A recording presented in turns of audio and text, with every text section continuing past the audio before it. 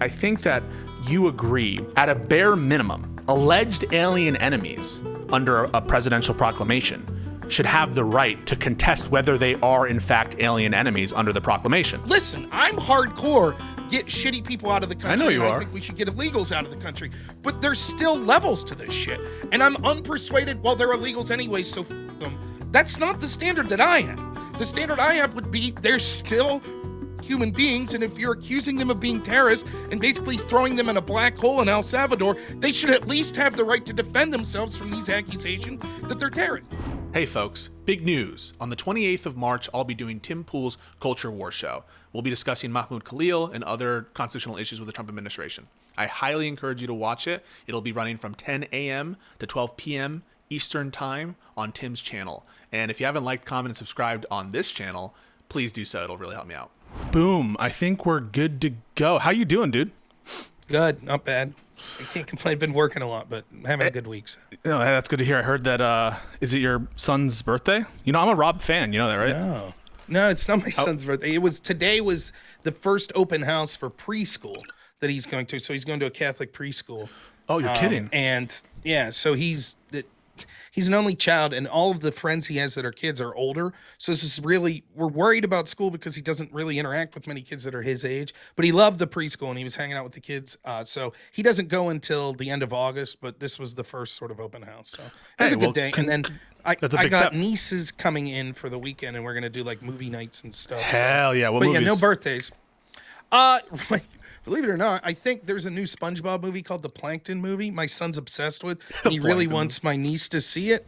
So I'm assuming we'll watch that. And then they both like Despicable Me, so we'll probably watch a bunch of those. But their favorite one's Despicable Me 4 because they get superpowers, the Minions. So that's some lib shit. Wait, spoilers, bros, guys. If you haven't watched Minions 4 or Despicable Me 4, just try to forget that Rob just told you that they get superpowers. That's like a huge plot lib. Point. You think that's lib? You think that's a lefty movie? I don't know. It's not Steve Carell. Well, yeah, but like, isn't the whole thing of the movie that like the anti-villain league's basically like, you know, a secret law enforcement group? I've never seen Despicable Me. I don't know. I was riffing. Yeah. I lost that debate. You were entering a debate about to get up there. Yeah. I don't know though. There's probably lefty shit in there. Yeah. Wait. So, okay. Can I praise you first? And we shouldn't do this. And we always do because we start praising and then shit gets off the rails. But I want to start by praising and saying a couple of things. One, the consistency on what I perceive as consistency on the recent revelations of the signal leaks. That's one where I think we have some agreement. Another one is the Mahmoud Khalil situation, and I think the Alien Enemies Act situation. I'm curious about some of your opinions there. And but in general, I want to say, I noticed that you're not with the orthodoxy right now with the Trump administration. I appreciate that. Well, I will avoid the signal conversation because we'll be here all night. Because true, yeah. One of the things I wanted to post to you, I didn't have a chance, but I saw you posting on X, and I was going to post to you like, hey, if the Democrats in Congress subpoena this shit, they could just delete it, right? And say, oh, well, we had an oh shit moment. We forgot that we had it on Signal. It's supposed to delete every 10 days. And so we realized Trump said to delete all this shit. So we had an oh shit moment, deleted it. And you'd be like, fair enough. No, I mean, do you want to have that conversation? Do you want to schedule it?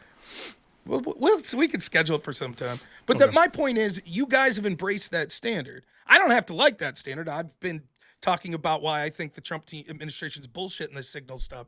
But I'm just saying, the problem is when people, particularly the Democratic Party, almost in whole, defended the handling of the Hillary Clinton situation, including the not charging of deleting subpoenaed records, that becomes the standard. Yeah, and, the trouble you're going to have is running into some facts about Paul Combetta's awareness. And remember, it was technically... He knew it was a subpoena, right? Well, that is true, yeah, 100%. But the question becomes, was it a private server? Was he intending to destroy government materials? That's the intent that you're going to need to show one to one. No, not at all. Not at all, right? Why? He knew the materials were subpoenaed. Correct, yeah. That's important. So it doesn't matter if they were government or not. No, but he knew that... Go ahead, sorry. He knew he was destroying material that was subpoenaed. That's all that's necessary for obstruction. Yeah, it doesn't matter if he legitimately thought they were government or not. In fact, Hillary's team may have mightily disagreed that these were government materials. They may have all been yoga emails, but they were lawfully subpoenaed. That's correct. They were lawfully subpoenaed. He was aware of it 100%. And I even think that in our conversation, if you recall correctly, I said that in the abstract, he absolutely did commit obstruction. Right. The question is what evidence they had, and can you justify any connection to Hillary Clinton's, ordering him after the subpoena to do some deletion, and then B, can you justify the DOJ's tactics vis-a-vis the immunity, queen of the day immunity. So that's the question, not whether or not he deleted the emails under subpoena, which I've never disputed. Look, I've never said that Hillary Clinton was directly connected. I believe that she probably was through Cheryl Mills, but I can't prove it. That's just, I believe that probably in the conversation Gambetta had 2 or 3 days before these deletions with Cheryl Mills, where he claims he doesn't remember it. I'm sure they were talking about the subpoena, and I'm probably sure that she was like, hey, man, we told you to get rid of that shit, or you need to get rid of it now. But I can't prove that. The point I'm just trying to make is someone in her team, and you know as well as I do, the way that you get the big fish is to charge the small fish with crimes that you could prove, threaten them with big time, and then you get access to more information higher up the chain. Well, let's schedule that debate. And we never debated the her report either. And I think we should at some point do like a her report retrospect, because that's the debate that people were waiting for a while. We never got around to it. That's fine. I could do that. I'll have to relook up into it. Yeah, 100%. But I think it would be interesting to take another look. And by the way, I found our VOD on the warrant. So if you ever want, remember we had a debate where we like set out all the principles of the warrant and what would be okay. Yes. So if you ever need that VOD, I'm happy to send it over to you. To see who's consistent. Just real quick on the Queen of the Day immunity. Yeah. Right. The central disagreement I have with you is you're right that, as we've seen with many of the reports, oftentimes what happens is that technically each individual instance is looked at through a lens of technically can the government do this? Technically can the DOJ or the FBI do this? And the answer is almost universally yes. For example, the standards for opening an investigation are very low, as you know. They have the ability to have prosecutorial discretion and say, we choose not to charge this person with a crime. We choose to give this person immunity. All of that's within department guidelines. What I'm saying is the obvious show, if you step back and look how they go as hard as possible after Trump's team almost every time and as easy as possible against his opponents, including Hillary Clinton, starts to show a pattern. And then when you look into the bias of the people at the top of the FBI, it shows that the most likely scenario is that there was bias that led them to go as easy as possible against Trump's opponents and hard as possible against him. I guess I would dispute that premise, but also I'm interested to hear. I have a take on the Trump role in this investigation, or the lack of investigation, I think, is being proposed here. But there's some truth to what you're saying in that I think the standards are somewhat deferential to the government in some of these IG reports. But it's not just the case that they're looking for just criminal violations of the law or violations of the law in general. They're also looking for political bias. I mean, they are looking for political bias. And so there's a separate proposition there, which is, did any of the decisions, whether legal or not, was it infected with improper bias? And so that's a determination they can make. They didn't say no, right? And in fact, they didn't say no. If you listen to Horowitz, like when he's being grilled for 4 hours, right? Like he literally says that when it comes to some of these decisions with Crossfire Hurricane, the only 2 explanations he could come up with is incredible incompetence or bias. So it just because the level that he would need to find it necessary to declare, yes, this was bias, has to be extraordinary, right? And he could suspect, and he does say at one point that the one thing that he still can't say it's bias, but that he's closest on being able to say that is the prioritization from Peter Strzok of going after Crossfire Hurricane other than the Hillary. But nonetheless, I don't have much time, and I know you want to talk about the Alien Enemy Act or whatever stuff. I think that there's some room for agreement here, and we can put our disagreements, because if not, I think you and I are addicted to these kind of long, drawn-out conversations. I think it'd be fun actually to schedule it at some point. And I don't even actually think that we need necessarily a moderator. I think when we're both in good moods, it works okay. Fine. Yeah. But that said, I think there is some agreement here, but I want to clarify where the distinctions are. So with respect to the Mahmoud Khalil situation, I think we're pretty much aligned. I think you said 80%. I think we're close there. That it could be possible that it's constitutional for the Secretary of State to make a determination that it's not in the national security or foreign policy interest to have a green card holder. I agree and acknowledge that the established case law is that even a green card holder, any alien, has no substantive right to be in this country. And they're coming here on pure, it's a pure act of policy by the government, a pure act of grace to keep them in, even green card holders. But the question is what are the laws and what are the procedures to deprive someone of a green card holder? And in other words, has Congress or the government put their own limitations on how and when they, take away green cards? And is the basis unconstitutional, notwithstanding the fact that in general the government can rescind a green card for in its own discretion? So, for example, if someone said, we have the national security right to take away your green card, and we're doing so on the basis because we think black people are a danger to America because of their race, it is true that if you could find some other basis to say they're a national security, whatever, but you just can't violate the Constitution while you do it.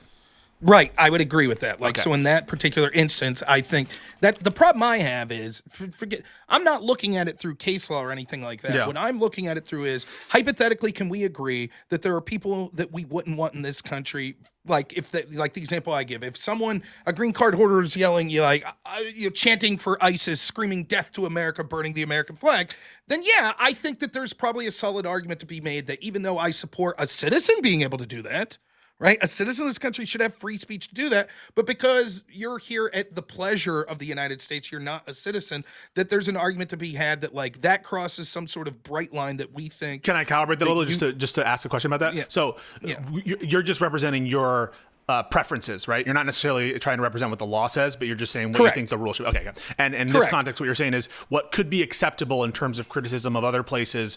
Maybe there's a bright line rule that would distinguish, I don't know, you could call it outspoken criticism of America itself. Maybe that's a bright line. Right, because and the theory behind that would be because we have the right to kick people out for basically, for reasons, and that would cross a threshold that we would think that it would suggest you could potentially be a danger to this country based on your speech. So you didn't necessarily have to donate to ISIS. There's no evidence that you were offering them, financial assistance or anything like that. You're just publicly saying death to America, ISIS. So in that sense, I understand the hypothetical of if someone's, quote, supporting a terrorist organization, there could be reason to say that we have reason to kick them out, even if they're a green card holder, let alone just someone with the work visa. I'm curious why your one-way ratchet doesn't, or your fear of abuse doesn't tick off there, because essentially what you're saying is any kind of anti-government or anti-country. Well, that's just it. That's the point.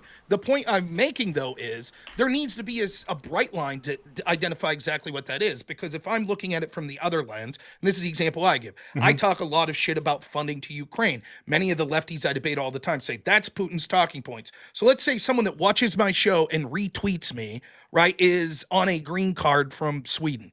And they're retweeting me being like, Zelensky, he killed Gonzalo Lira. We shouldn't give that piece of shit any money. It's time for them to come to a peace agreement. And then a bunch of lefties are like, that's pro-Putin talking points. You're out of here. And rescind green card, national security. Right. The guy that reposts me, they're like, hey, man, you just supported the Putin administration. That's our enemy. You're f***ing out. I wouldn't accept that. I would say that's outrageous. So why wouldn't I feel the same way when it comes to someone saying, we think that there's a genocide coming from Israel to Gaza? We think that Hamas has some arguments here, that they've been oppressed by Israel for years and years and years. To me, that is not acceptable as a reason to kick someone out. And further than that, I don't think Trump's team did a great job articulating exactly what their bright line is. I think they're trying to have post hoc justification. Yeah. And now they're even going so far as to say, well, he lied about his green card. To me, or on his green card visa, whatever. I think to me that shows that they don't really have a concise. It's just sort of like, we're tired of the treatment that Israeli students are getting on campus. We're tired of these protest, and so we're going to put our foot down on the people that we can, and we'll start with people that are not citizens. Apropos this, just real quick, Dylan Burns raid. Thank you, Dylan Burns, for the raid. We're talking about some things, and the hypothetical used by Rob is about Ukraine. Sorry, you were talking about post hoc justification. Sorry for interrupting. So the point I have is I'm willing to decide based on the merits once I hear the arguments both ways, right? And what Trump's bright line is. I don't see I even asked my audience, well, what's Trump's bright line? And I'll get people to say things like this. Well, Khalil did stuff more than just speech. He trespassed. He materially gave the money to Hamas. All of that may be true. But they didn't allege it. Well, and that's my claim. It's Right. let's take Khalil out of it, right? Let's just say we're setting a precedent going forward. What is the precedent that we could all see? Is it that you're allowed to praise Hamas, but you can't just have trespassed, or you can't just have given them financial assistance? Or will we find ourselves in the future someone that there is no claim that they gave financial assistance to Hamas, but just praise them? And will you say that's a bridge too far if the Trump administration... Right. That's all I'm trying to do. I'm trying to say I find it insufficient that Trump has explained it to the public, and in my brief reading of this, to the courts as well, what their bright line is for they just say support Hamas. But what does that mean? Yeah. Just real quick, I think Dylan just rated, so thank you, Dylan, for the rate. Appreciate it. No, I think that's exactly the right questions. I actually think it would apply. I think if you were pushed a little bit, or I understand you're charting it out in here, and it is difficult whenever it's speech. I think that you should be consistent with that, and also any anti-government speech, that the bright line should really be entry into the country. Once you're inside the country and once you reach a certain status, maybe you would apply different First Amendment principles to illegal immigrants. I'm not convinced that you necessarily would or wouldn't, but at a very minimum, that hypothetical, if someone's chanting "Death to America, I support ISIS," should they kick them out? No, I don't think so. I see my bright line rule is entry. I know, and I know you're not necessarily committed to it, and it feels a little different when you're literally seeking to benefit from America, and it seems a little different if you're attacking America itself. But for me, I'm scared because for the same reasons you just articulated vis-a-vis Ukraine. Criticism of Ukraine. Imagine that Biden were in charge and said any anti-American type rhetoric, if you support anti-American rhetoric, or anti-American terrorism, you are hereby inadmissible. And then they could apply that to anyone who supports Trump, right? So all I'm saying is if it's as broad as anti-government activities or anti-state propaganda, or just support for anti-state elements, then I think that it's liable for the same kind of abuse that but I think that it's a weak argument for this. I won't say a weak argument. I think that it's incorrect for this reason. I think that we could all understand that someone who's actively chanting "Death to America" or something like that, for someone who isn't a citizen of this country, we should have the right to remove. So then it becomes a question of threshold and bright line. When is it that goes over the line? I would apply regular tests. Like incitement tests and harassment tests and that kind of shit. Someone super chatted me and said Trump needs to increase the tax on Pisco's eyebrows. Hey. Cool. But no, I just think that for me, it's no, we should have the right to kick people out that are that blatant. But I want to see that used as judiciously as possible, and I want to see clear, bright lines from that being defined. But that's my gut feeling on it, without looking at case law or any of the shit like that. But that's why what I'm trying to do, is someone who doesn't necessarily have time to sift through the case law on this, I'm trying to make the case as someone who's libertarian adjacent to my audience of predominantly Trump supporters, why you should be hesitant to allow any sort of government for things that we would accept for ourselves to have power to do things like remove people from the country for that. And so it doesn't, to me, the question, yes, clearly it matters, case law and things like that, don't get me wrong, but the question of where I'm operating on it, when I'm saying I have significant questions with this as a Trump supporter, and I think other Trump supporters should as well, because just because you support him doesn't mean that you should favor sort of authoritarian government powers that would be able to kick people out on the whim. Yeah. And for me, I'm sorry, and this might piss off Trump supporters, and I'm not someone, I've pushed back against people that I think are too anti-Semitic and all that shit, but this reeks of Trump doing a favor for his pro-Israel allies. It also reeks of SJWism. I'll be honest, and some of your supporters may not believe me, but I was very against a lot of the identity politics stuff in college, especially when people were attacking sombreros, that white people can't wear sombreros, and I, as a Latino student, was like, that's crazy. I mean, you should be able to wear that. And people, I don't know if you remember at Yale, some of these protests where they were where one of the Yale professors says that you can wear whatever costume you want and we should be less sensitive. I was very much fearful of this identity politics stuff, and it is true that it affects citizens too, because it feels like that era of rationale for why we need to stop this dangerous speech, but just applied to one particular subgroup as opposed to another. And it actually is having an effect on American citizens, because it's affecting American institutions like Columbia and all those other places, which are de facto being threatened by the state. withholding their endowments, not on basis of some kind of neutral criteria, which I've heard you enunciate, which is like, don't give any of these institutions any money whatsoever under any circumstance. That's what I would do. But it's like, and you can analogize it there to the immigration situation, which is, it's a matter of grace if the government chooses to fund these universities, just like it's a matter of grace if the government chooses to have any green card holders. With the funding specifically, the problem you're going to run into is once more the precedent's been set from the party on your side. So with the famous Title IX memo that went out under Obama, right, where they basically threatened all these universities wouldn't get federal funds unless they took more aggressive postures against things like sexual assault, which then predictably led to all sorts of sexual assault hoaxes being promoted and a rush to be the first person to get to the office. Due process of these students was all but eliminated because these schools were fearful that if we don't take aggressive action that the Obama administration could end our federal funding. And so the precedent of, hey, you got to do what we say or we'll eliminate your federal funding, Democrats were wholly on board with that. How I would distinguish, right, is like, and maybe you could make this argument with respect to schools that are now not following the Supreme Court's rationale on ending affirmative action, right? Because the Supreme Court supposedly was supposed to get rid of it with public institutions, and these are institutions, even if they're private, that take public funding, and so there's a nexus there. So I could understand that kind of as a kind of neutral rationale, just like I could understand a rationale from the government that says, "Hey, we're against conduct, right? Unprotected conduct, such as sexual assault," and I guess if you see the cancel culture and the effects on speech by private actors or other students or the universities themselves as having a causal or intentional nexus with the government action, maybe you could make that argument. But I don't really have a problem with the government incentivizing certain amounts of conduct, except when it's viewpoint-based discrimination. If it's viewpoint-based, and so like in the case of sexual assault, that's not viewpoint discrimination to favor universities where, even assuming this were the case, we're going to better fund universities that don't have this problem versus not. Now you could disagree with the policy, but it doesn't seem to raise the same level of First Amendment interest. That's just my I disagree because the way that a Trump administration would argue is, one, the predominance of the defunding that they're talking about have to do with biological men and women's spaces.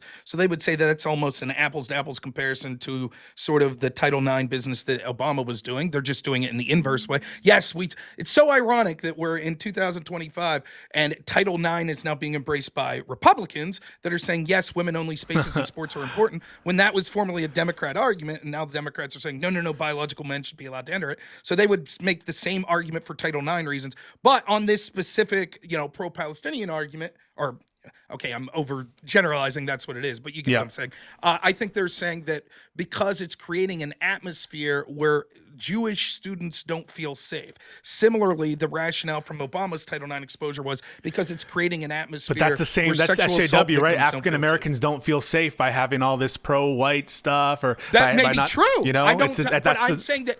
Well, I'm just saying that standard was completely accepted by Democrats circa 2009. 2010. That's what happened. That's why I was so against that back then. Can I add a nuance to that? Sorry, go ahead. Yeah, sure. So the nuance to that might just be a question of law about whether or not, so for example, banning men from women's sports is technically sex-based discrimination. Now, if you have a good reason, and I believe there is a good reason to have segregated sports, I think that there's a good rationale there, it's something that you have to overcome with a showing. I think the government can easily show that it makes sense to discriminate on the basis of sex in terms of these different entries and have segregated sports in that sense.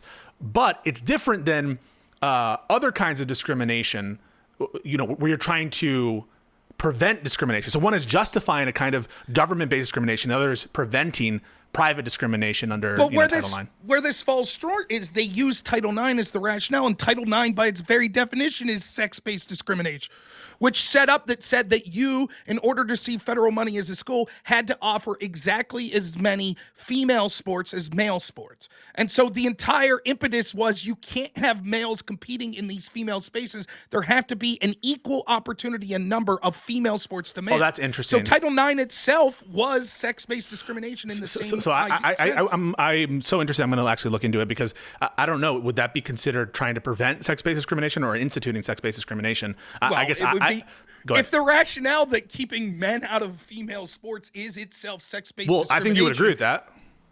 No. By the term. Wait, you don't think it's sex? Whether or not you think it's justified, whether or not you think it's legal, whether or not whatever, it is discriminating on the basis of sex. Your entry into sports. Okay, if you take the word discriminate at the literal sense, Yeah, not in the I'm just talking about the literal given sense. in society. So discriminate meaning that you have You're preventing certain access. people can't do things based on a characteristic. Yeah. And yes, It's for example, justified discrimination, but it is discrimination. Right. So it would be discrimination to say if you had a job opening and said must have 2 years work experience. That's discriminatory in that you're discriminating against anyone who doesn't have. Correct. But we don't look at it necessarily as the same as like black people can't shop here, which we consider discrimination. And you can also think about the following. Like, let's say that you're advertising, let's say you're the government, you're putting on a play and you're advertising to take on the role of Barack Obama in this play, this government play that we're putting on. I say government just because that's the easiest way to map on the Constitution, and because you can have racist plays and shit. But like, let's say that you're put on the play and you say we need a black male to, audition for the role of Barack Obama. We'll only accept your application if you are in fact a black male. Right. That is race-based discrimination, but it just happens to be the case that the government will be able to meet its burden and threshold under the constitutional standards to show that it's justified because there's a compelling interest. That is, if you want to put on this play at all, it would totally be destroyed if you wouldn't be able to, historically approximate Barack Obama. And it's very interesting, by the way, now in the context of Snow White and all this other shit, which I think I heard you talking about the other day. Yeah, I mean, Snow White sucked, but I think sometimes the right's going a little, look, if you choose, I understand the game. I understand the cancel culture game. I think the left's responsible for starting this far worse. So, I never really got the Bud Light cancel cultures. Like, they put Dylan Mulvaney on a can. Mulvaney, okay, what the whatever. But I get there were things that unique that made that. Like Bud Light's predominantly, probably their bases, their consumers are probably conservatives, rural dudes that aren't rich drinking wine and shit, drinking beers. Nonetheless, not to get too into that, but I think sometimes the shit can go too far. Like if you don't want to play Assassin's Creed Shadows because there's gay romance on, okay, fine. There's a gay romance? Yeah, apparently in a trans romance. But to me, the one, whatever, I'm not even arguing that right now. But the one that really got me was people were like, well, did you know that you can go into this Japanese shrine and sort of break it up? And it's like, yeah, man, I can go to a police station in Grand Theft Auto and shoot the shit out of all the cops there. And my father-in-law is a cop. I wasn't like, Jesus, this is personally offensive to me. It's just like, man, it's a game. So as far as I'm sure there are people of Japanese heritage that are upset that something as sacred as their temple. Not for a moment would I have batted an eyelash if in Grand Theft Auto you can go into a church and take money out of the drawer. I wouldn't have gave a shit. I don't think anyone would have back then. Well, it's been a decade since a Grand Theft Auto game came. But I don't think back then people would have been like, this is woke. This is woke shit. This is because it's against this conservative culture. I don't know. But anyways, I got the Alien Enemy Act. Oh yeah, Alien Enemy. I have a lot of things to tell you about that, and I think it's really interesting because we have some common ground on the First Amendment. Got 10 minutes. I understand. There's some play on the joints here, but here's a couple of the big problems with what's going on. One is I think that you agree that at a bare minimum, and by the way, I think this is borne out in case law. That I know it's borne out in case law. Alleged alien enemies under a presidential proclamation should have the right to contest whether they are in fact alien enemies under the proclamation. I think it would be so silly, for example, to just the government just gets to pick out anybody, even a citizen, and they say only you have to. It's binding. Our determination as to who is an alien enemy. The courts can't even review it. What I find really bad faith about all this isn't just that they didn't give hearings, and maybe you could say that the proclamation itself. I don't agree with this, by the way. I think it's very dangerous, but maybe you could make the argument that the proclamation itself, the courts need to give deference to the executive's determination as to what is an invasion and who's invading. I don't agree with that, but I've heard some people, argue that. But what I find so bad faith is the Trump administration is in oral arguments, and they say the following thing. They say, yes, we recognize that you have a habeas corpus right to petition a court to determine whether you're an alien enemy. And the judge asks an oral argument, okay, you say that they have a right, but if we were to dissolve this temporary restraining order, would you have an obligation to give notice to all the alleged alien enemies about what the basis is for their removal and to tell the lawyers where they are? And they're like, no. We could instantly get rid of them. And even though we recognize they have a right to habeas corpus, that we don't have to give them any notice and we don't need to tell their lawyers where they are so they can actually file the damn petitions. And to me, that indicates bad faith because they're acknowledging what the case law is, that they have these procedural rights, but it's all kind of fugazi. It's a procedural rights without any teeth to them if the Trump administration is saying they don't have to give notice. They don't have to give any opportunity for them to actually file the damn thing. So that pisses me off. And so like the easiest way to argue against this for someone who's not like diving deep into the case law is this. What happens if the government, you're a citizen, what happens if the government tomorrow throws you in a van and says you're going to El Salvador, you're a member of Transdaragawa? How do you protest against that? You're like, I'm a citizen, ask all my neighbors, shut up. You don't get your day in court. You're going to El Salvador. What do you do to defend that? You say, well, that wouldn't happen to me because I'm a citizen. How do you prove that? You don't get a day in court to even attempt to prove that, let alone to prove that you're not a member. So to me, there are two separate issues here. One, anyone that's here illegally, should we have the right to deport? Yes. Is that day in court the same as your day in court if you're accused of being a member of a terrorist organization? No. Sort of the standard of proof to prove that you're here not legally is different than claiming you are basically a terrorist.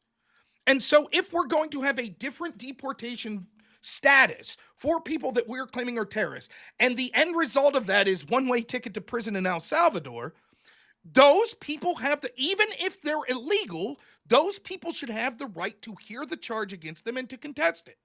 Period. Yeah. So many people are like, who gives a f? They're illegal. Then send them back to their country of origin. But to use this, the reason that Trump is using this particular statute, right, the Alien Enemy Act, is because they're thinking that expediency and sort of the level of punishment requires that these people be treated under a different standard than your average run-of-the-mill illegal would be. Right. And so if you're going to, and it is clear that the treatment of getting sent to a prison in El Salvador is not something that you would prefer as opposed to just being sent back to your country of origin. And so I think that the burden is on the government. I disagree with you that it's not that Trump doesn't have the right to articulate as the executive who this applies to as far as the criminal gangs. The proclamation. You think that the courts should have to defer to the determinations of the proclamation? Yeah, I think that it's dangerous, right? At least at the federal court level, it's too much power to allow one federal court judge to be able to question the executive's sort of proclamation on that. But once that proclamation is issued, I think that you still have a due process right as basically being accused of being a terrorist to be able to sort of hear those charges and defend against them. Because even if one person, now listen, it could be that you're hearing all these stories. This guy was just a gay soccer player in Venezuela. It might all be bullshit, but it might not be. It might not be. And then what? What a asshole you. Well, then you have no right. Like you're in El Salvador. They have, by the way, they lost contact with that guy, and now the courts almost certainly don't have any jurisdiction. Like the government doesn't even have them in their custody, and so the government couldn't even be forced probably to effectuate an international trade of release. Now the court would be overstepping by I think it's arguable, right, that the court could be overstepping by saying, issuing an order to the president saying, hey, you have to trade for Paco because you shouldn't have deported him in the first place. Yeah. That is very scary, which is why, by the way, I think that the Trump administration should have followed the oral order of turning the planes around, because I think it's ridiculous.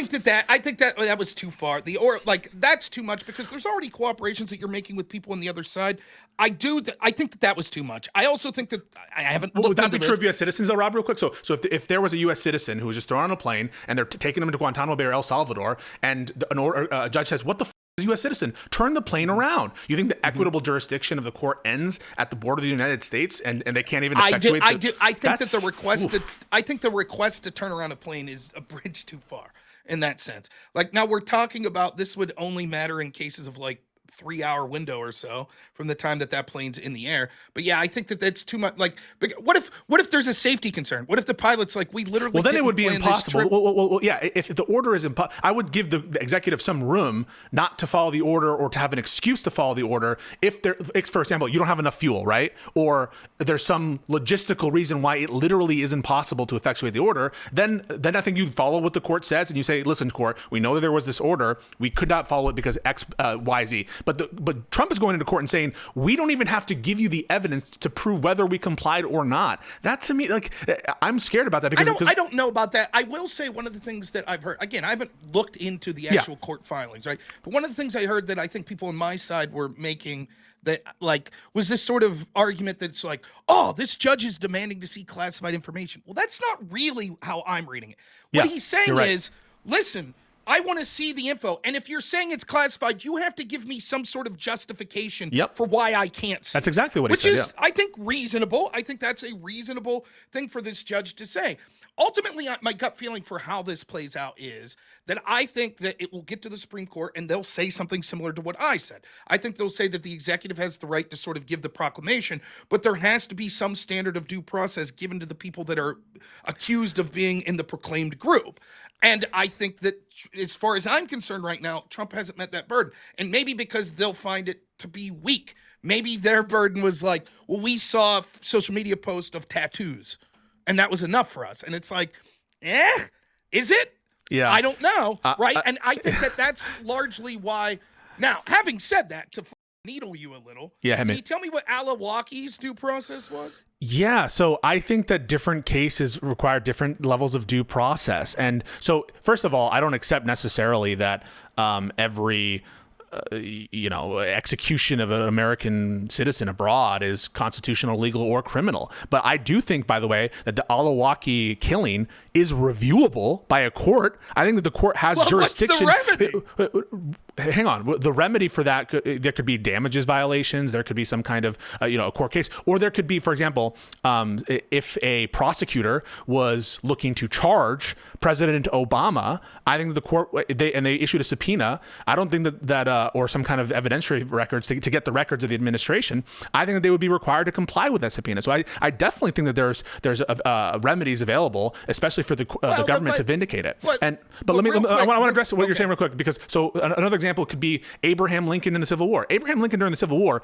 ordered the death of other American citizens in the Civil War. He, by necessity, was calling for some group of Americans to kill and murder other Americans. And so I agree that there are times when the president will have the right, based on the facts and circumstances, to order the death without a trial of an individual. Just like, by the way, a person in self-defense, what is the right of deadly self-defense? It's the right to summarily execute someone because of the circumstances. But the most important thing, though, to recognize is it's reviewable. There is jurisdiction. There's a remedy there somewhere. But there is remedy. Like, this will go to the Supreme Court. You agree with that, right?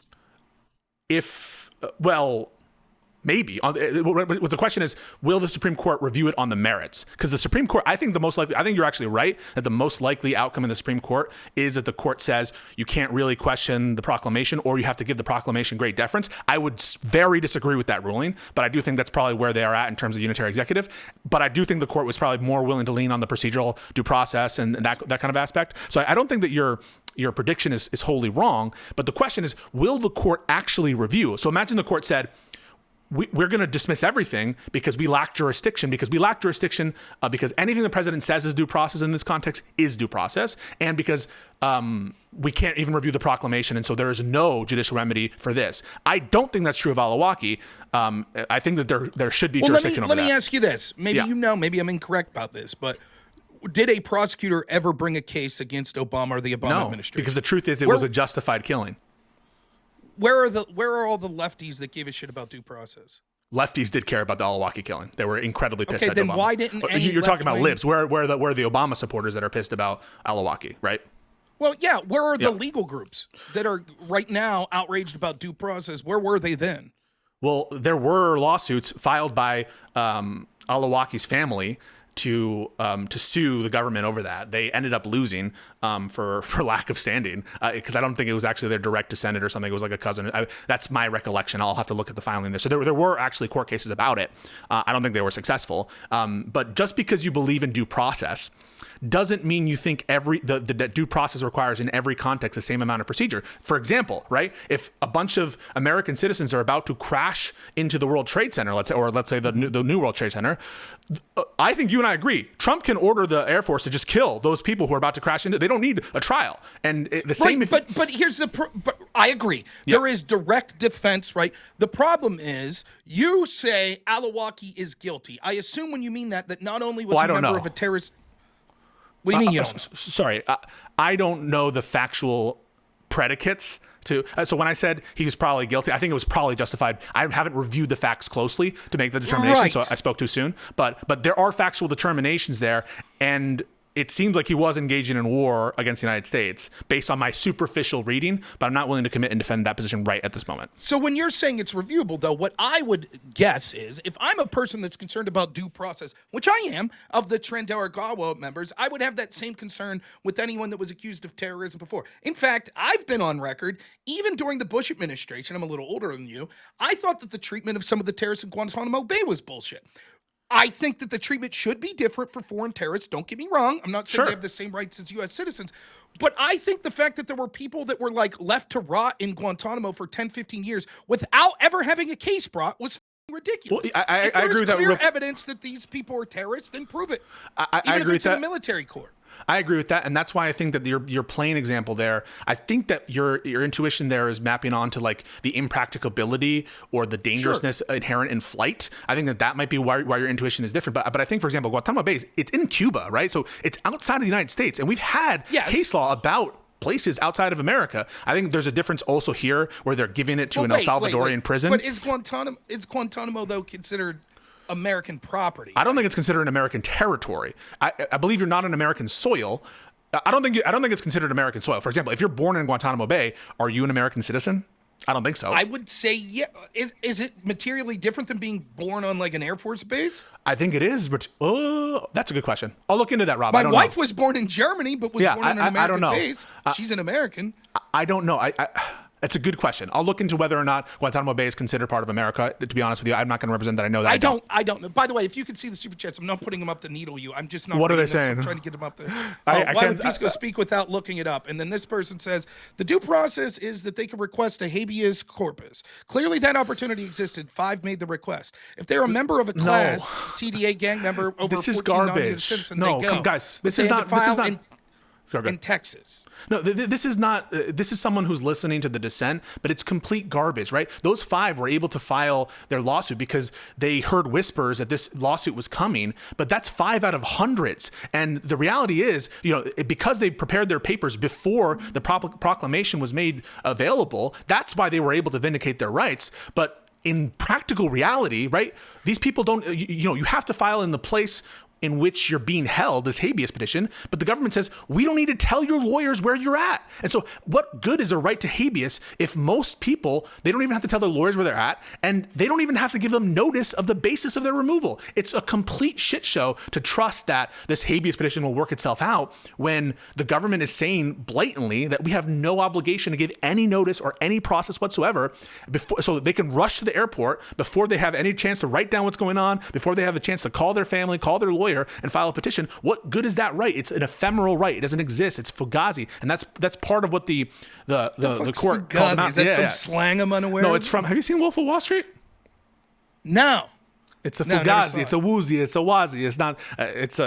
I'm sure your chat knows. You putting some hex on me or some shit. Now, but I'll just say, to go back to the Alawaki thing, I think the problem is, like, the fact that there was a lack of curiosity, not just from you, though, granted, it's a little different. You were a little younger back then, and maybe you're not interested in looking that older case up now. But clearly there was a lack of curiosity from sort of organizations that would have said, this person deserves some form of due process. And just an I'm pretty sure the ACLU was against it. I'm pretty sure a lot of these... I'm sure they were, but what was the case that they reached anywhere near the level we see the cases being reached now and the judicial decisions? Because in my understanding, and I could be wrong about this, there was never a review of the facts of the case as far as did he meet the proclaimed membership of a terrorist organization. I'm pretty sure there was never a criminal investigation into the matter. Right. There were cases. Right now, I can't remember. I know that they were brought by some family members of Alawaki, and some were dismissed for lack of standing because I don't believe that they were the heirs or successor, was just to the estate or whatever it was. So I'm not sure if there was ever full a resolving of that situation. But my recollection is it's pretty clear he was actually a member of Al-Qaeda and engaging in war against the United States. But that's bullshit. Like, why? As a U.S. citizen, he has the right.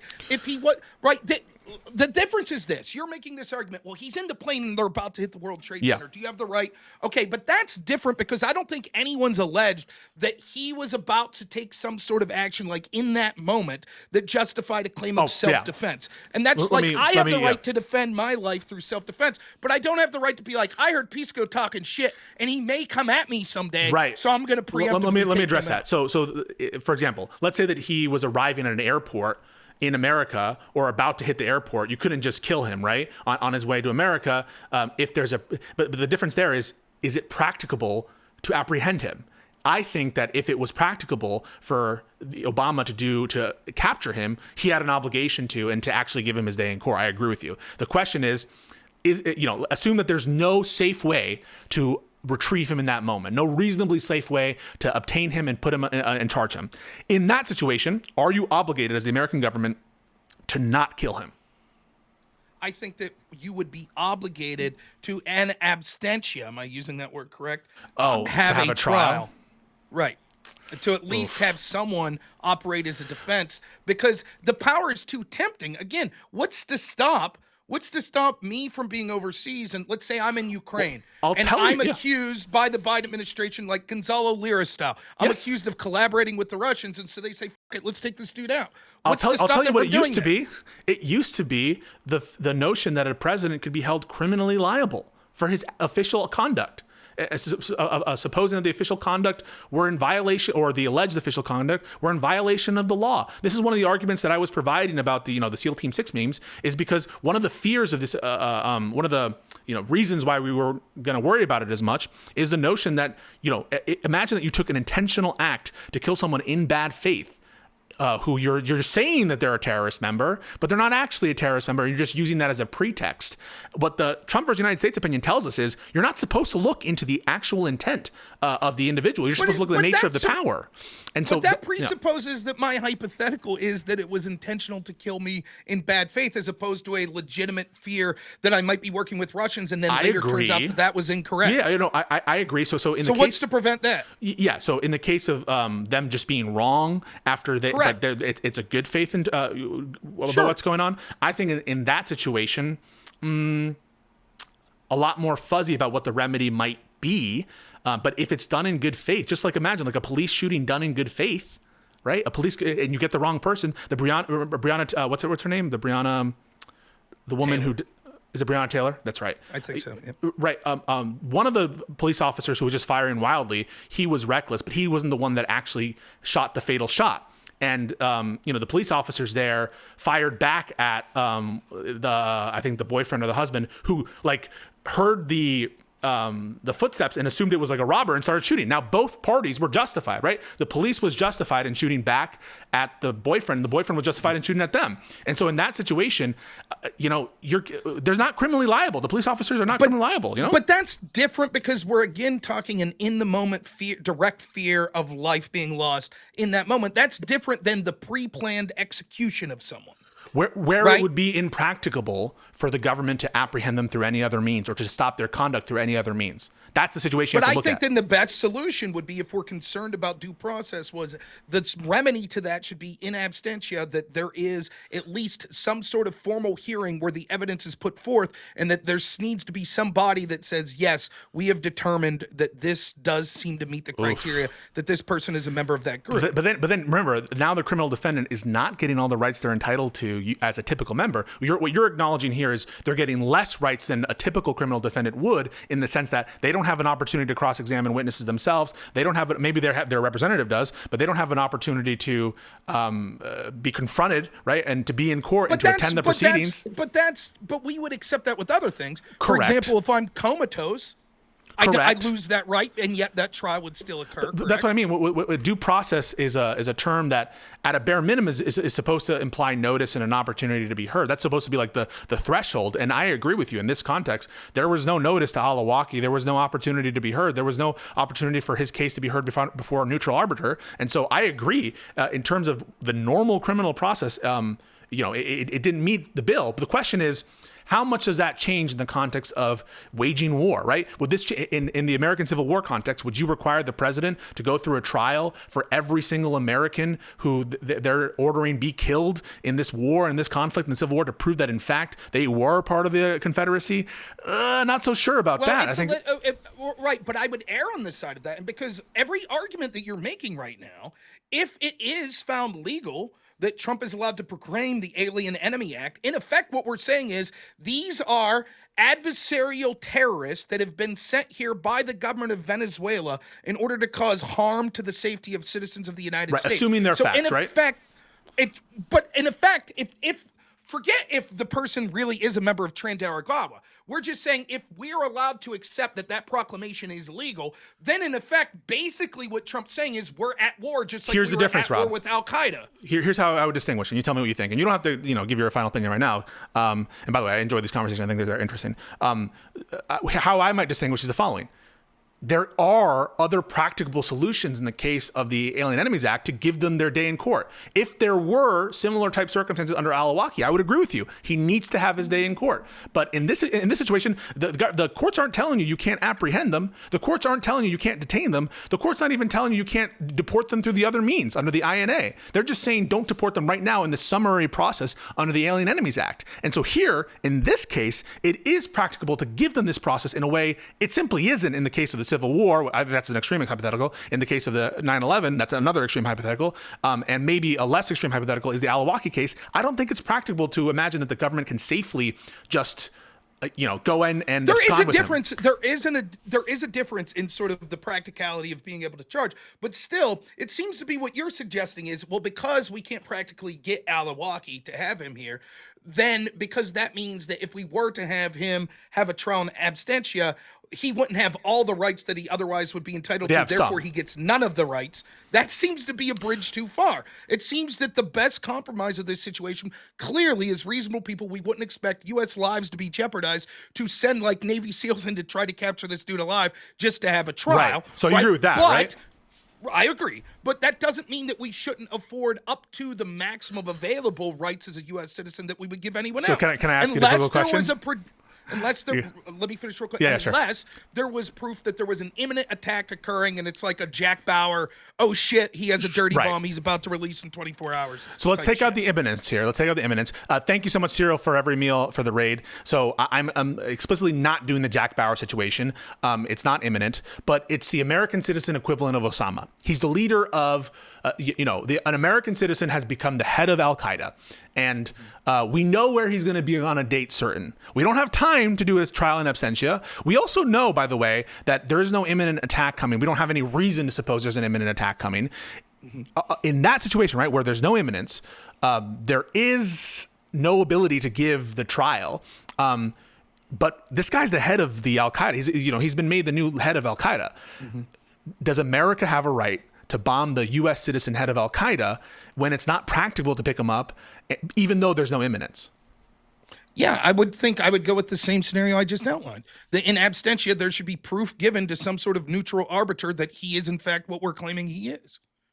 That's what I would say. But it would be a pretty summary proceeding, right? It should be easy to prove it if he's publicly saying I'm the leader of Al-Qaeda. So you're the president, right? President, Mr. Rob, Mr. Noerr, President Noerr. In 2 days, he's going to be there. That's all I know. We need to take him out because he's the head of the organization. You're saying, okay, maybe go to there's special procedures, a special process, and in a day, we present to a neutral arbiter that's not part of the executive branch for them to sign off on it, right? It could be very quick, but it's sure. Okay, maybe on that, that doesn't sound so unreasonable. Because we see that in law enforcement on a regular basis where there will be sort of emergency warrants that are necessary, like, holy shit, this guy that's a big gangster, we just found out that they're going to be in this unique spot. Can we get a warrant? But still, we don't say go ahead and proceed forth without the warrant. Right. We still Although there say are exceptions to the warrant requirement. Well, typically, they're exigent. You're right. Typically, they're exigent, yeah. But in general, but even still, can I envision a hypothetical situation where it's like, okay, forget the imminent attack, but we have a once-in-a-lifetime opportunity to take out this person who happens to be an American citizen that we very much think is this person. I would argue that if you're worried that that situation could rise, that you could have had that hearing many moons ago, right? Like, almost the fact that you we have solicited this- an opinion from the OLC and you waited for an opinion from the OLC suggests that there was time for you to consider it.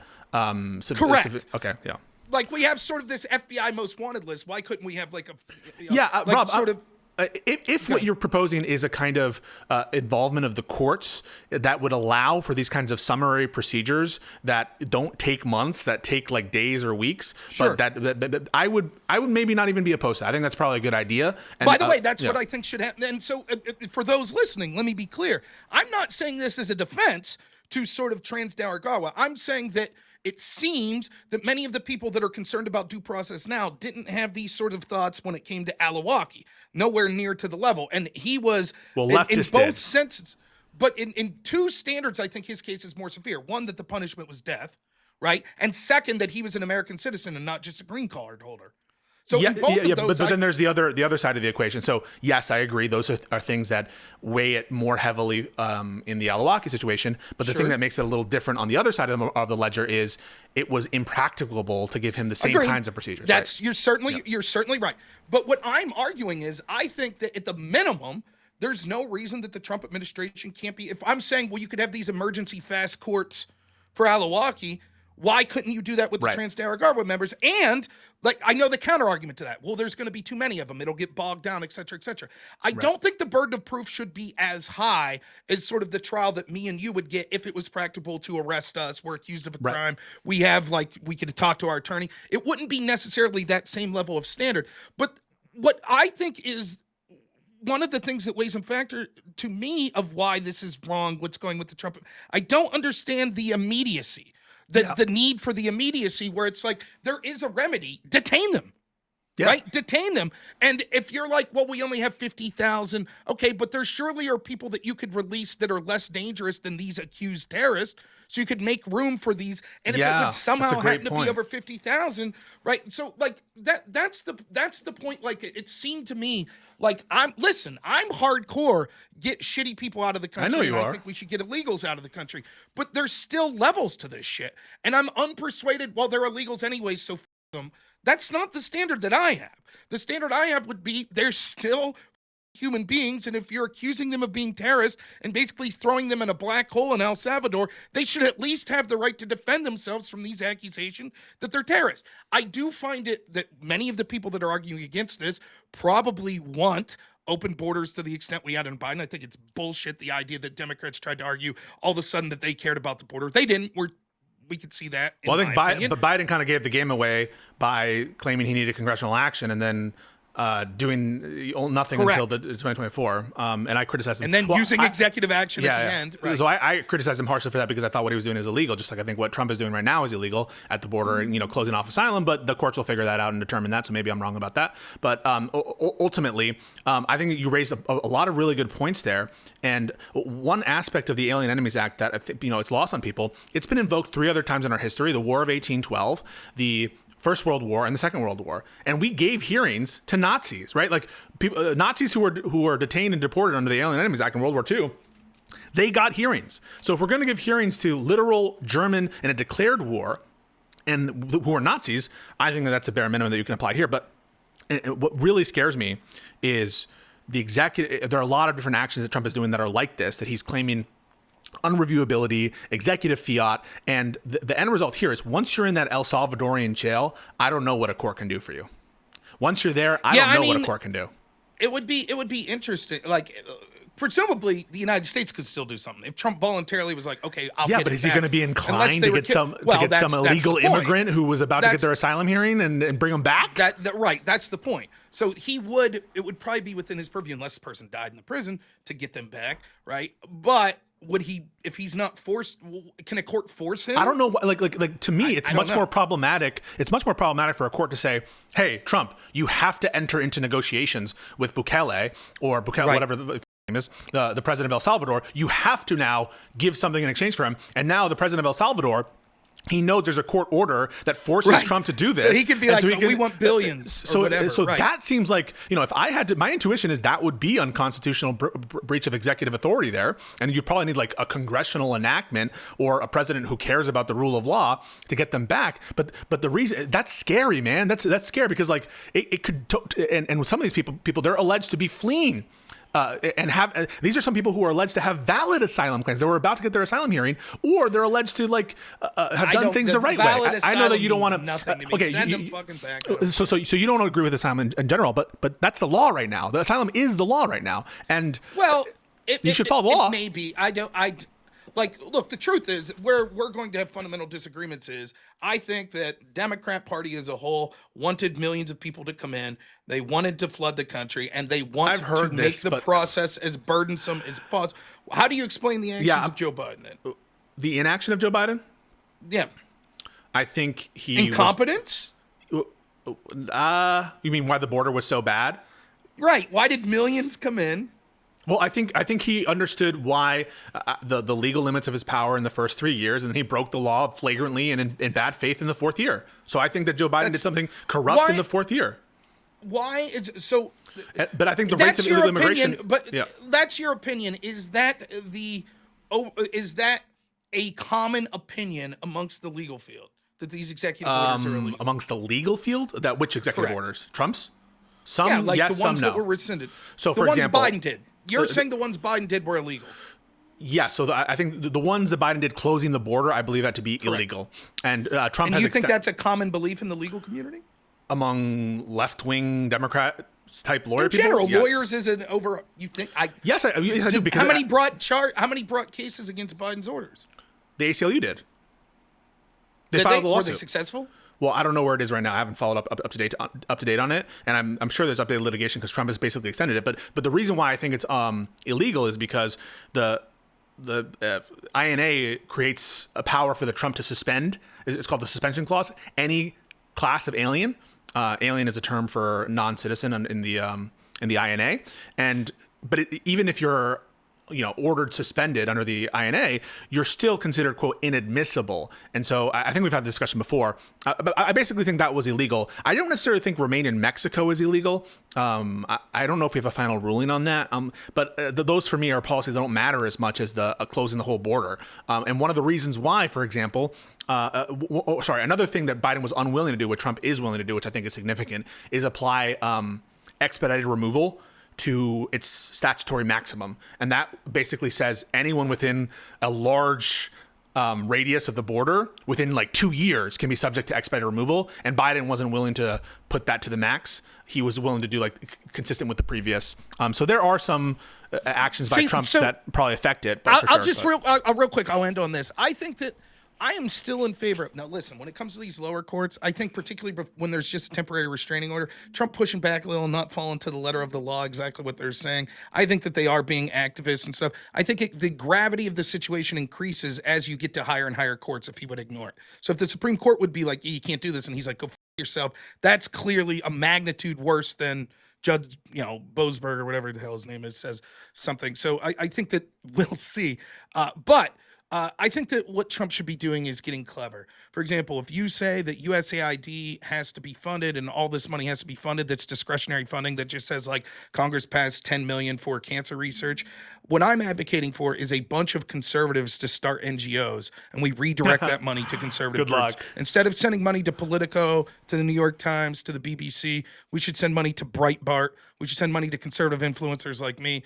It's the same with this. If you're saying we can't deport people, Transdergarwa, if they would say they can't be detained, they can't be deported, then what you do is give them stipends to live in Democrat strongholds. You send them right there, you give them housing, and you make the Democrats choke on their own bullshit. Listen, one of the reasons why I was against Chuck Schumer, to vote for changing this shit. One of the reasons why I'm calling for Chuck Schumer to step down as leader of the Senate is because I basically think that the CR, given the administration's behavior, is not specific enough in terms of its funding allocations that I almost think that you're endorsing Trump being a little bit more manipulative with the funds there. So I don't even know that it would be necessarily illegal to move the funds around in some of the ways that you're describing. I think it would be in some cases, and there would be a lot of litigation. Well, if it specifically says you have to give money to NPR, that's different. But if it says, because a lot of the funding, as you know, the majority of it, I think, is discretionary. It doesn't say it needs to go to this specific organization. It'll say like, so much funding for cancer research in Africa or cancer research in Sudan, or maybe a specific country. And so or HIV, look, your audience might not hear this, but I could start an NGO to fight HIV. You want to know what our agenda is going to be? pro-Christian monogamous relationships and abstinence until marriage. Yeah, you're That'll going to be cut caught down up on in HIV. lawsuits up your ass. But Why I is understand. that? Why would I be cut up in lawsuits? Because you're going to have people saying that this is, bad faith. You're not actually spending there. You're going to have people that are claiming that it's illegal under the religion clauses, although I don't necessarily think that would be a winning argument under this court. Sure. But no, I hear what you're saying.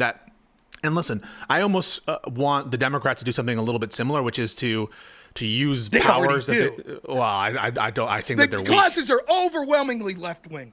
The organizations, the NGOs, etc. Overwhelmingly. Some of the NGO class. Wait. Some of the NGO class. I want to be careful here. The NGO class, I would say, and kind of elite institutions. Some of them, yes, but some of them, no. Like in terms of business, a lot of these guys are very pro-Trump. I'm just gonna be honest with you. A lot of the business interests, a lot of the people who are trying to, fund. Whether it comes to the weapons systems and funding for military stuff, a lot of these guys love Trump and they love his policies. So it's a mixed bag. They would love anyone that's sending money. What I'm talking about is sort of the cultural agendas that we're sending money to. Like, can you name me one conservative organization that's getting funding through our government? Conservative organization? Like a media organization, yeah. A media organization? Yeah, because I can name ProPublica, I could name Politico, I could name the New York Times, I could name the BBC, Politico NPR. Politico is getting well, it's going to be the eye of the beholder for a lot of this. Politico, you understand that it's for like their data and their it's not Partially, quite the same for but their. even still, you can make the argument like. You don't think that it's a problem that our government has to rely on an outside organization for data on what the bills say? Because that's basically the argument. No, I mean, in a perfect world, I would want a publicly funded alternative to Politico. But the truth is, there are resources that I want our public officials to have. Like, I want our public officials to have, subscriptions to things that are useful for their job. And I don't think that it's so much money that it represents a conflict of interest. I mean, we're talking about peanuts here, Rob. This is not the big part of the budget. This is all small stuff. That's fine. If it's just peanuts, then we'll redirect it from left-wing causes to right-wing. No problem. But so long as you're fulfilling the same aims, right? Sure. I mean, then I'll What's probably the aim of the funding of the New York Times? Because the New York Times has exclusive reporting that is useful for people doing their job. So's Breitbart. Do you think that Breitbart, in terms of the day-to-day of an individual, which publication you think is more useful in terms of any bureaucrat's job? It's going to be the New York Times. You could say that you hate their reporting and shit, but it just is the fact that the New York Times is bigger. It has more specific industry field subspecialties. So I just think that you're kind of kidding yourself if you think it's one-to-one. But hey, I'm not even saying that it would be against the Constitution. I would have to look more into the specific appropriations. Well, I think that Trump should do it and let the lawsuits fly. And we can't hold up. We can't hold that money. That would be unfair. We already promised contracts to those groups. But the truth is that I've always been against sort of the unelected bureaucratic state more than I'm against Biden or Obama or any of that shit, more than I'm for Trump, right? And so to see the attempts to dismantle this behemoth and all these Byzantine networks of funding that goes to a bunch of organizations that are antithetical to everything I believe, I say fuck it. And if the argument's going to be, no, you can't stop that funding, well, then you find legal ways to make sure that funding's going to agendas that are more in line with what this politics is. Well, I'm glad that you want to follow the law, at least. Yeah, so that's what I would do, and it's the same with the deportations. Nothing against the law with sending them wherever the you want within the country. Biden proved that. So send them to the Democrat strongholds. I think it probably was legal. It depends on the specific state, but some of the states that sent them around, like, I don't know what law would prevent you from doing that. Here is the first $2 for U.S. aid, $10 million for Rob Moore. So one real quick, because this is important. Mr. Ubercross, the guy that commented earlier, says, I believe this is a lawyer as well. He says, my previous chat was accurate. If they're a member of the class, they go. However, the 14th Amendment probably requires more opportunity for filing the habeas. Okay, so he's also, admitted it still should have been filed or transferred to that's the big thing I've been hearing. But that wasn't provided, right?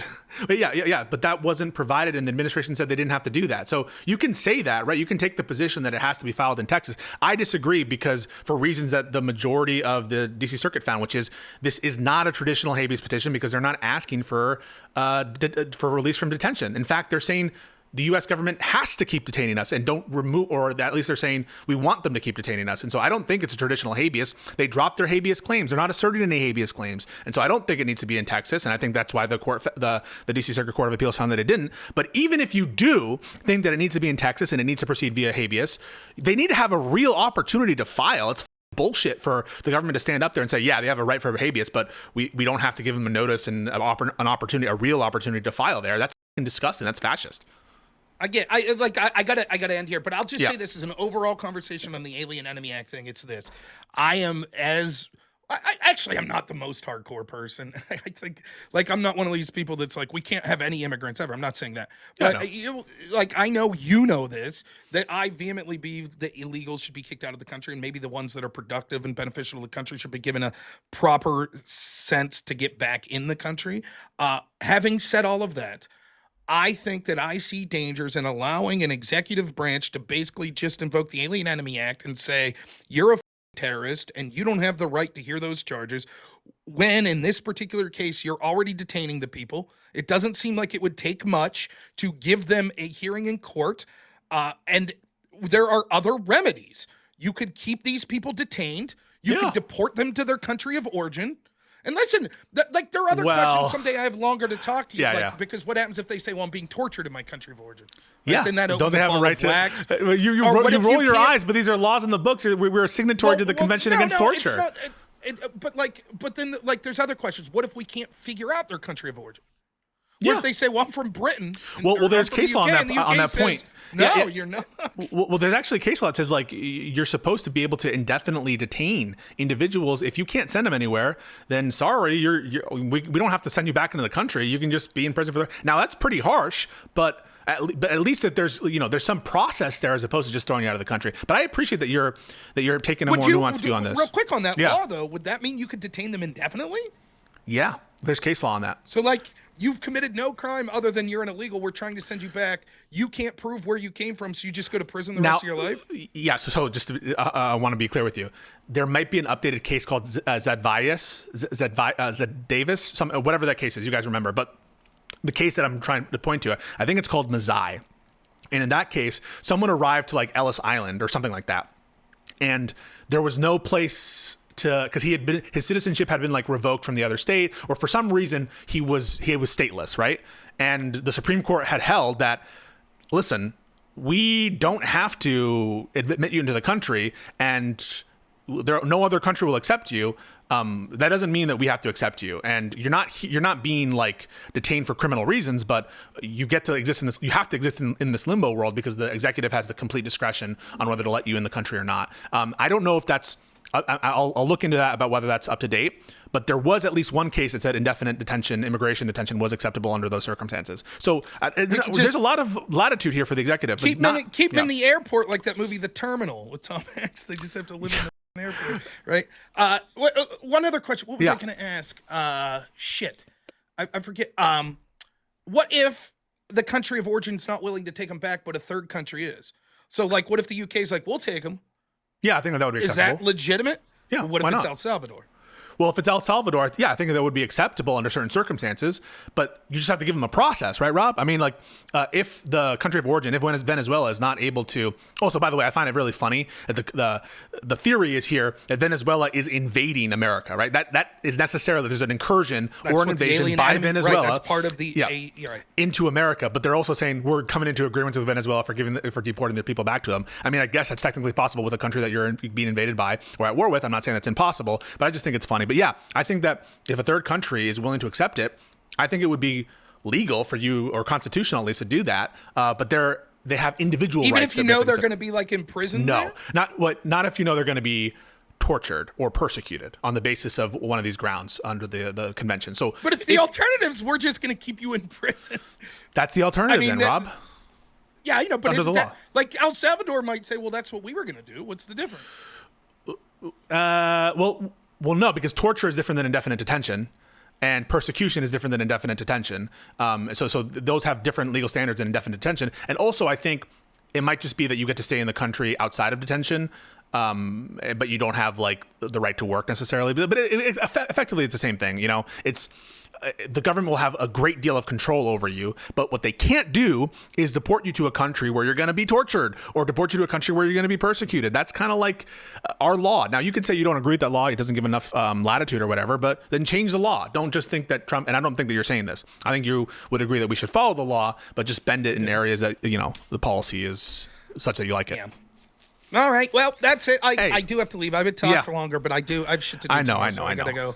We should talk again. But it was good. Hey, honest to God. Yeah. Good luck Friday. Tim Pool. On Tim Pool's show. Yeah. I think it'll be fun. Check out the chickens. They're fun there. Chickens. So yeah, he's got a big chicken city, he calls it. So if you Chicken get there early, City. you'll see it's this giant chicken coop with like hundreds of chickens in it, right behind sort of. It's assuming it's at the same place I was at, so it's right behind sort of where his studio is. You'll see. Don't it back dox there. him, It's hard eh? to Hey, miss. but thank you so much for that. Appreciate your audience. Yep. All All right, you take it easy. Later, man. We'll see you. Peace out.